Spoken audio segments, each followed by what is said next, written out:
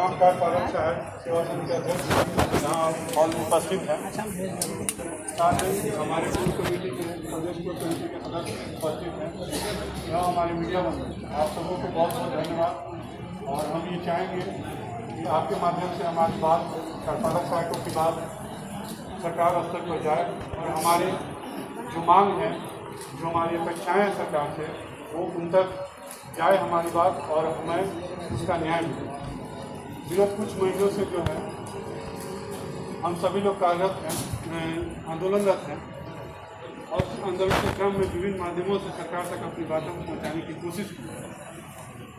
सबसे पहले तो हम बता दें कि हमारा जो कार्यशैली का प्रारंभ हुआ था माननीय मुख्यमंत्री के द्वारा ही प्रारंभ हुआ था और इनके कार्यकाल से ही शुरू हुआ था हमारे रोजगार का बात। परंतु आज 15 साल बीत जाने के बाद भी हम सबों को अपेक्षा की लाभ नहीं मिला है और इससे काफ़ी कार्यपालक सहायकों में रोष है और इसी रोष को हम मीडिया के माध्यम से अभी व्यक्त कर रहे हैं। इससे पूर्व में हम लोगों ने विभिन्न जिला में कार्यक्रम किया था और उस कार्यक्रम के माध्यम से अपनी उपस्थिति दर्ज कराई थी, साथ ही अपना विरोध भी दर्ज कराया था। हम यहाँ कहना चाहेंगे कि हम सभी कार्यपालक सहायक लगभग 20,000 की संख्या में हैं। हम पर पूरे 5 लाख परिवार आश्रित है और पूरे बिहार की करोड़ों जनता हम सबों के कार्य से प्रभावित होती है। ये आपको बताना ये ज़्यादा हम समझने के लिए ज़्यादा उचित होगा कि करीब बिहार का हर तबका, चाहे अमीर से अमीर हो या गरीब से गरीब हो, कार्यपालक सहायक के कार्य से प्रभावित होती है।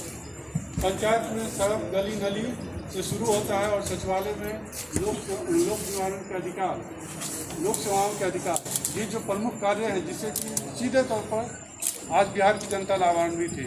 यहीं पर ये बात खत्म नहीं होती। इसके लाभ और इसके प्रभाव का असर ये है कि हमारे कार्य सफलता का डंका पूरे बिहार ही नहीं अपितु पूरे राज्य और अंतर्राष्ट्रीय स्तर पर भी है। इसके लिए हमारा विभाग पुरस्कृत भी हुआ है, परंतु उसके आलोक में हम सभी कार्यपालक सहायकों की जब बात आती है तो पुरस्कार तो दूर की बात है, हमारी न्यूनतम मांगों की पूर्ति नहीं की जाती है। 15 साल से हम कार्य कर रहे हैं, हमारी सेवा स्थायी हो जानी चाहिए, लेकिन नहीं है। मानदेय बढ़ोतरी की जहाँ तक बात है, मानदेय बढ़ोतरी में मिशन की प्रायः हमेशा ये रवैया रही है कि 2,000-1,500 से ज़्यादा का मानदेय अपने मन से अभी तक नहीं बढ़ा और ये या फिर 23 की घटना। हर बार हमारी मानदेय में अगर बढ़ोतरी हुई तो 2-2,500 हज़ार रुपये की बढ़ोतरी हुई है। अगर हम 16 की बात सिर्फ छोड़ देता तो ये अवस्था जो है किसी भी स्तर से जो है एक इतने महत्वपूर्ण कार्य को आपको सफल संचालन करते हुए हम दे रहे हैं, उसके बावजूद भी हमको उसके आलोक में सफलता नहीं मिल रही है, हमारी मानदेय नहीं बढ़ रही, कार्यपालक सहायकों की बात नहीं सुन रही, तो हमें बाध्य होना पड़ रहा है। और इस पीसी के माध्यम से सरकार से एक बार आग्रह के साथ आप ये भी कहना चाहेंगे कि अगर हमारी मांग पूरी नहीं होती है तो अगले 18 और 19 तारीख को हम लोग 2 दिनों का सामूहिक अवकाश पर हैं। इसके साथ ही हम ये भी कहना चाहेंगे कि हमारे अन्य साथी भी अपनी बातों को रखेंगे और आपसे अपनी व्यथा बताएंगे। हम चाहेंगे कि हमारे सचिव महोदय, हमारी मुख्य मांगे हैं सेवा स्थायीकरण हो, मानदेय बढ़ोतरी हो, हटाए गए कार्यपालक का पुनर्नियोजन हो और EPF की बढ़ोतरी जो है सेवा के नियुक्ति तिथि से हो, आच्छादन हो तथा डेथ में जो मृत्यु जब हो जाती है कार्यपालक सहायकों तो उनके परिवार को अनुकंपा का लाभ मिले एवं जो कार्यपालक सहायक गृह जिला वापस जाना चाहते हैं उनके अभिवादन के आलोक में उनको गृह जिला वापस करने की व्यवस्था की। ये प्रमुख मांगे हैं। समान काम समान वेतन, ये हमारी सब मुख्य मांगे हैं।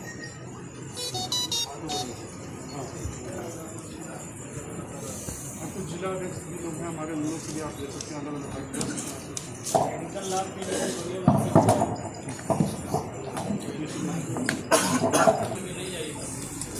अभी तक हम लोग का स्थायीकरण नहीं किया गया, जबकि यही बिहार सरकार के द्वारा कई विभाग में कार्यरत संविदा पर कार्यरत कर्मचारी, पदाधिकारी एवं दैनिक भोगी कर्मचारी को स्थायीकरण करते हैं। हमारा मांग है कि उसी के तर्ज पर हम लोगों को भी स्थायीकरण कर दिया जाए, लेकिन सरकार सिर्फ टालमटोल करते रहती है, हमारी मांग नहीं सुनती है। स्थायीकरण तो दूर, अभी तक हमारा मानदेय वृद्धि पर निर्णय नहीं ले पाती है सरकार, जिसके लिए हमारे जो विभाग के साथी परिषद की बैठक होती है। जो आप सभी ने अपने बहुमूल्य समय से कुछ समय हम लोगों के लिए, हम उपेक्षित शोषित वर्ग के कर्मियों के लिए निकाला। अभी तक तो हमारी जो मांगे थी और हमारे जो मुद्दे थे उसे हमारे प्रदेश कार्यकारिणी के अध्यक्ष और अन्य सदस्यों ने आपको बताया, लेकिन इस सरकार को हमने क्या दिया उसके बारे में थोड़ी सी जानकारी मैं आपको दूंगा। मुख्यमंत्री जी का ड्रीम प्रोजेक्ट था Bihar right to service act, मतलब बिहार लोक सेवाओं का अधिकार 2011 में उन्होंने लॉन्च किया था। इसके तहत उन्होंने समयबद्ध सीमा पे जन कल्याणकारी सुविधाओं का यथा जाति, आवासीय आय, ओबीसी, एनसीएल इस सब को आम जनमानस के बीच रखने का कार्य किया था।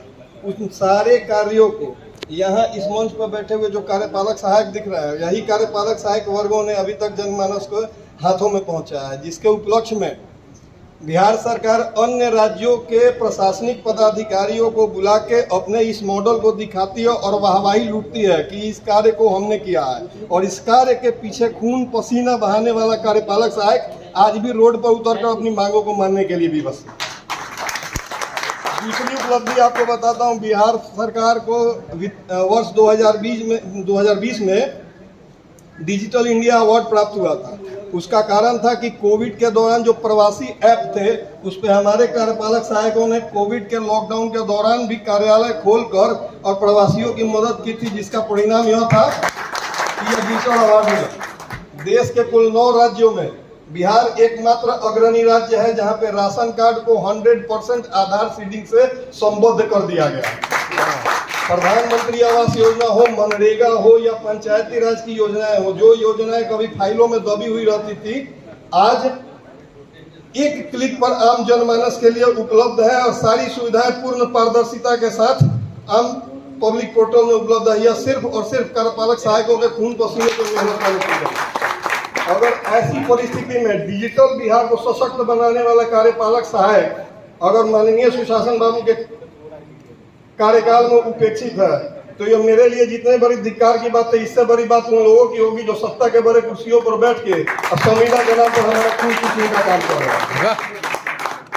बस इतना ही, चूंकि लोकतंत्र के चौथे स्तंभ के रूप में आप मीडिया कर्मियों को मान्यता दी गई है और यह माना गया है कि जब किसी शोषित वंचित वर्ग का आवाज सरकार के कानों तक नहीं पहुंचता है तो वह आपके माध्यम से पहुंचाता है। तो आप लोगों के माध्यम से माननीय मुख्यमंत्री के समक्ष करबद्ध आग्रह है कि हम भी इसी बिहारी डीएनए के उपज में हैं।